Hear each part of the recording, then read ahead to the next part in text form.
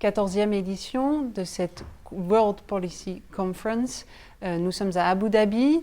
Vous étiez sur scène tout à l'heure. Est-ce que vous pouvez nous rappeler votre message principal lors de cette conférence? Alors d'abord, merci beaucoup pour cette initiative qui est très bienvenue.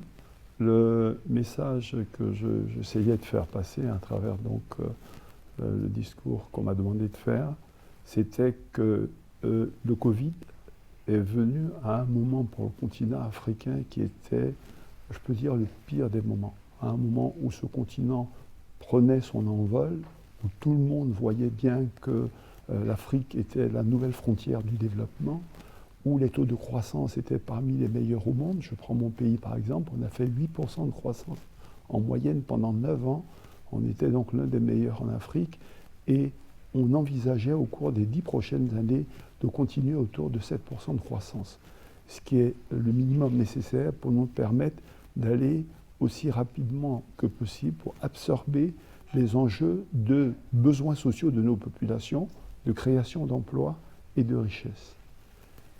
C'est donc un coup d'arrêt et il faut repartir, mais avec des besoins plus importants parce qu'on n'a pas eu donc le temps d'accroître ces rythmes de création de richesses et on a donc besoin de ressources importantes, mais de ressources beaucoup plus importantes parce que les besoins sont beaucoup plus importants au rythme de croissance de nos populations et des jeunesses, en santé, en éducation, en transport, en habitat, etc. Que faut-il faire pour faire répartir cette croissance? Quand on regarde la possibilité de création de richesses ou de ressources pour relever ce défi du Covid, on se rend compte que l'Afrique est le continent le plus défavorisé parce que ces milliards et milliards de dollars que peuvent créer un certain nombre de pays dans le monde, on n'en a pas la possibilité. Mobiliser les revenus au niveau national, c'est avoir un secteur privé fort et qui se développe. Avoir un secteur privé fort et qui se développe, c'est investir dans des infrastructures d'énergie, de transport, investir dans l'éducation pour créer les conditions de l'amorçage de ce secteur privé qui va nous permettre d'avoir des ressources. En dehors de ces ressources propres, c'est aller sur les marchés. Sur les marchés, les taux d'intérêt, à cause des risques et des primes d'assurance qu'on impose donc aux pays, sont élevés, donc constituent un service de la dette élevé. Et la seule possibilité de pouvoir rembourser un service de la dette élevé, c'est de générer des revenus plus importants. Et générer des revenus plus importants, c'est créer un secteur privé plus dynamique, plus grand. Vous voyez un peu qu'on est dans un cercle extrêmement difficile. Donc les propositions que nous avons faites et les suggestions et les orientations, c'était de dire que, premièrement, la logique de chercher à mobiliser des ressources plus importantes, il n'y a pas d'alternative, c'est ça. Pour couvrir des besoins extrêmement importants et pour les infrastructures et pour les développements du cadre du secteur privé. Deuxièmement, de décréter de façon officielle que le secteur privé est la priorité des priorités. Parce que cet afflux d'une jeunesse extrêmement importante qui, avec le développement des nouvelles technologies, des smartphones, a accès à ce monde développé auquel tout le monde aspire, ne va pas se contenter d'une vie qui n'a pas un niveau de dignité et de décence qu'il voit.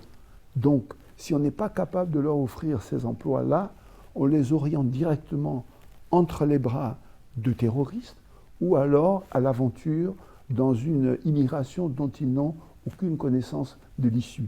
Mais c'est un danger pour tout le monde. Et ce qu'on dit, c'est que ce n'est pas uniquement pour la Côte d'Ivoire ou pour le continent africain, mais c'est l'Europe, c'est le monde qui est menacé. Donc, on a besoin de partager ensemble ces problèmes.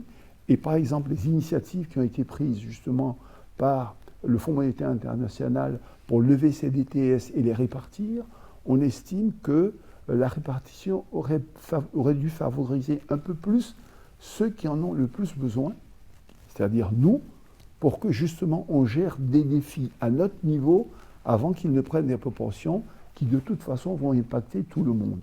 Donc la France, par exemple, vient de lancer, donc, vous le savez, une initiative de donner donc, 20% de sa part de DTS et encourage un certain nombre de pays à le faire. Donc, voilà donc une voie importante. Et enfin, pour conclure, c'est de dire oui, c'est vrai, il faut mobiliser les ressources, oui, il faut donner la priorité au secteur privé, mais il faut également que les États améliorent leur gouvernance. C'est un enjeu majeur sans lequel ces deux éléments fondamentaux ne peuvent pas évoluer comme on le souhaiterait. Est-ce que vous jugez que l'Europe doit faire plus? Parce que votre continent s'est beaucoup tourné vers l'Asie ces derniers temps.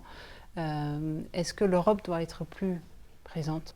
En fait, ça dépend comment on le voit. Vous estimez que l'Afrique s'est plus orientée vers l'Asie que l'Europe. L'Afrique pourra aussi dire que l'Europe s'est un peu plus détournée de l'Afrique que de l'Asie. Donc ça dépend comment on le voit. Mais je vous le disais tout à l'heure, les besoins que nous avons d'investissement dans des infrastructures, dans des besoins sociaux, pour que nos populations aient le niveau de vie auquel ils aspirent, nous imposent d'aller rechercher, de par le monde, les ressources les plus importantes et les moins chères.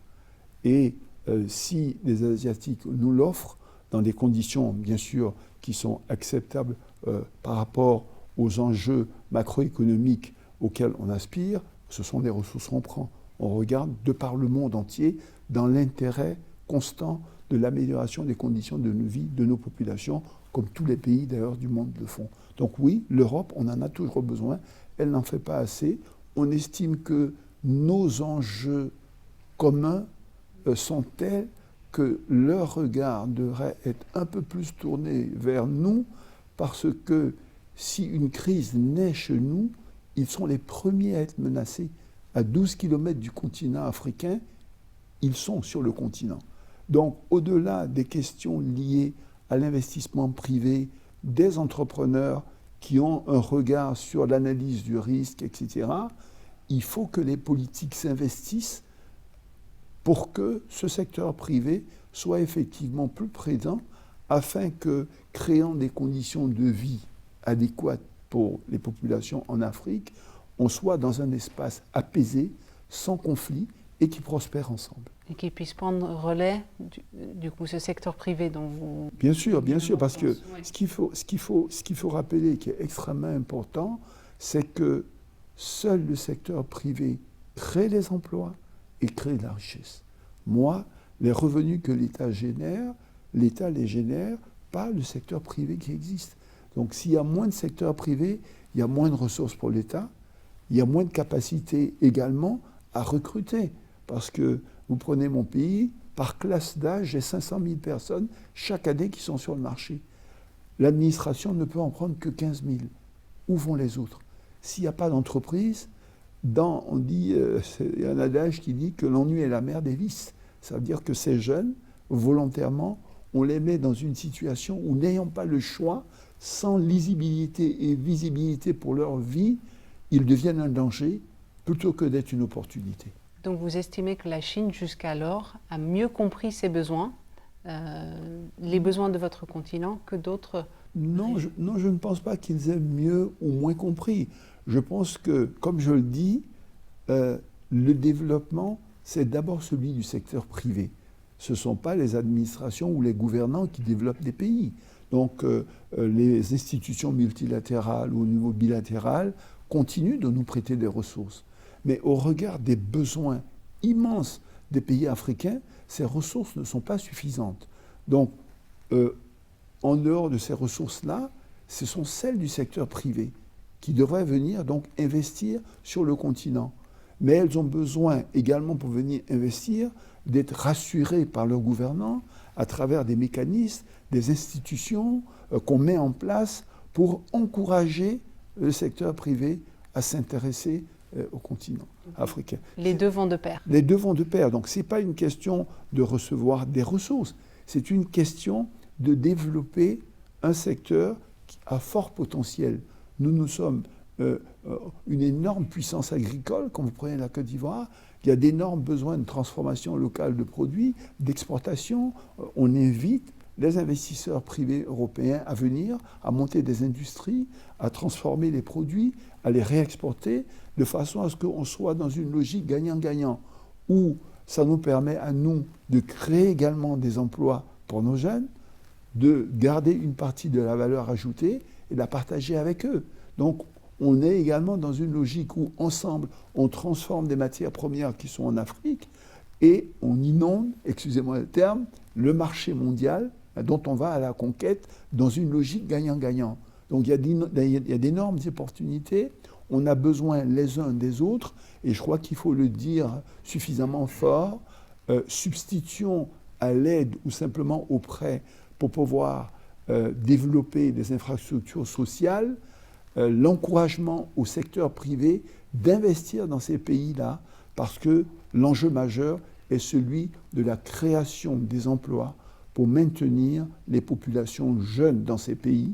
On en a besoin nous-mêmes pour développer le pays, et eux, il n'y a nul endroit au monde où ils peuvent s'épanouir le mieux que de trouver chez soi un emploi digne, décent, qui leur permet de générer des revenus pour mener une vie à laquelle ils aspirent. Très bien.